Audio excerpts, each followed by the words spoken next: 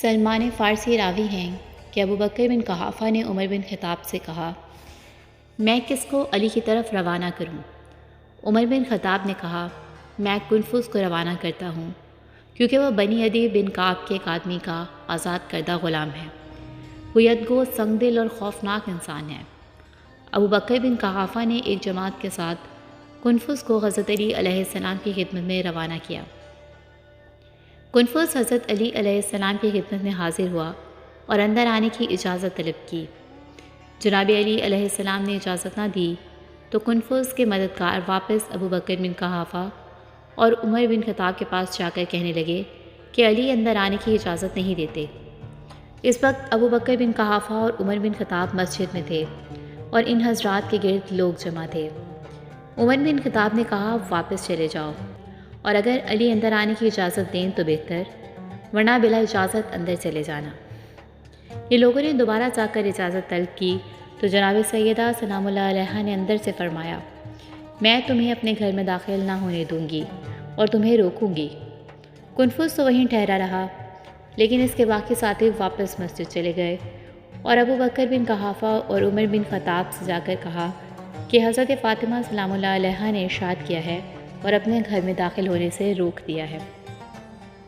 یہ سن کر عمر بن خطاب ناراض ہو گئے اور کہنے لگے کہ عورت ہمارے معاملہ میں کیوں دخل انداز ہوئی ہے۔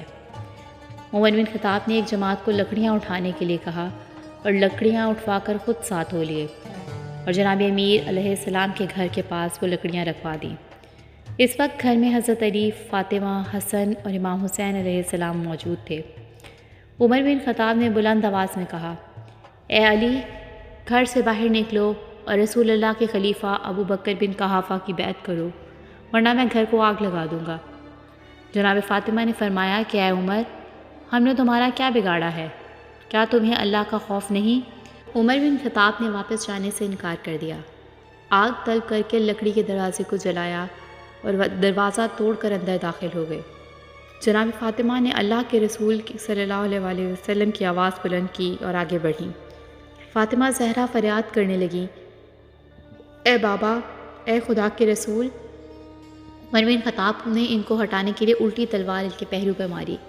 سیدہ نے پھر فریاد کی، ہائے میرے بابا۔ عمر بن خطاب نے کوڑا ان کے ہاتھ پہ مارا۔ سیدہ نے پھر فریاد کی، یا رسول اللہ، آپ کے بعد ابو بکر اور عمر نے کس قدر برا سلوک کیا ہے۔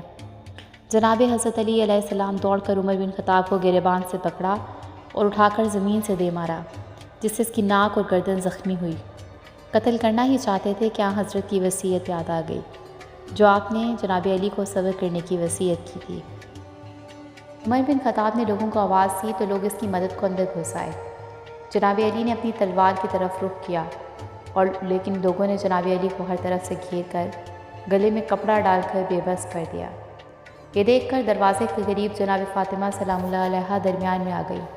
کنفس ملعون نے ان کے بازو پر اتنے زور سے کوڑا مارا کہ وفات کے وقت بھی گمڑ موجود تھا۔